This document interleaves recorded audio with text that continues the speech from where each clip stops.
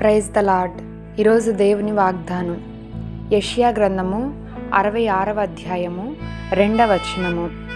ఎవడు దీనుడై నలిగిన హృదయము గలవాడై నా మాట విని వణుకుచుండునో వానినే నేను దృష్టించుచున్నాను. ఈరోజు పరిశుద్ధాత్మ దేవుడు మనకిస్తున్నటువంటి వాగ్దానం ఏమంటే, ఈరోజు దేవుని యొక్క దృష్టి ఎవరి మీద ఉంటుంది మనం జ్ఞాపకం చేసుకోవాలి. ఎందుకంటే ఆయన కనుదృష్టి కనుక మన మీద ఉంటే మనం ఆశీర్వదించబడతాము, అన్ని విషయాల్లో మనం దీవించబడతాము, ప్రతి విషయంలో సమాధానం కలిగి ఉంటాము. అయితే ఆయన ఎవరిని దృష్టి ఉంచడము అని అంటే చూస్తూ ఉండడము అని. కానీ అందరినీ చూస్తున్నాడు ఆయన. అందరికంటే కూడా ప్రాముఖ్యంగా దేవుని వాక్యం అంటుంది, దీన మనస్సు కలిగి నలిగిన హృదయము కలిగి దేవుని మాటకు ఎవరైతే లోబడి విధేయత కలిగి జీవిస్తారో అట్టి వారిని దేవుడు ప్రత్యేకముగా నేను గమనిస్తున్నాను, నేను వారిని చూస్తున్నాను, వారిని ఆశీర్వదిస్తాను అని మనతో మాట్లాడుతున్నారు. కాబట్టి ఈరోజు మన స్థితి ఎలా ఉంది ప్రతి ఒక్కరు జ్ఞాపకం చేసుకోనండి. ఆయన వాక్యానికి మనము ఏ విధంగా జీవిస్తున్నాము.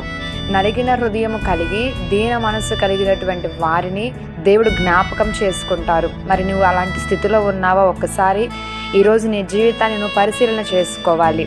ఆయన మాట విని వణుకుచుండును అని అన్నారు. అంటే ఆయన మాట అంటే దేవుని యొక్క వాక్యము.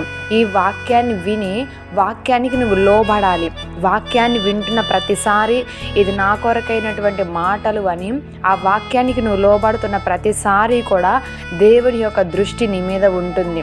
నిన్ను ఆశీర్వదించే ఆ దినము దగ్గరలోనే ఉంది. కాబట్టి ఈరోజు నీ స్థితి ఎలా ఉందో జ్ఞాపకం చేసుకొని దీన మనస్సు కావాలి ప్రతి విషయంలో. కొంతమంది నాకేంట్లే అని గర్వించే స్థితిలో ఉంటారు. కొంతమంది నాకు అన్నీ ఉన్నాయి కదా, నాకు ఎవరి సహాయం అవసరం లేదని గర్వ హృదయం కలిగి ఎదుటి వారిని లెక్క చేయకుండా మరి గర్వించే స్థితిలో ఉంటారు. అట్టి వారిని దేవుడు విడిచిపెట్టేస్తాడు, క్షమించడు కూడా ఆయన. కాబట్టి ఈరోజు దీన మనసు కలిగి నలిగిన హృదయము కలిగి మనము ఆయన మాట విని మనం ఆయనకు లోబడినట్లయితే ఆయన దృష్టి తప్పకుండా మన మీద ఉంటుంది.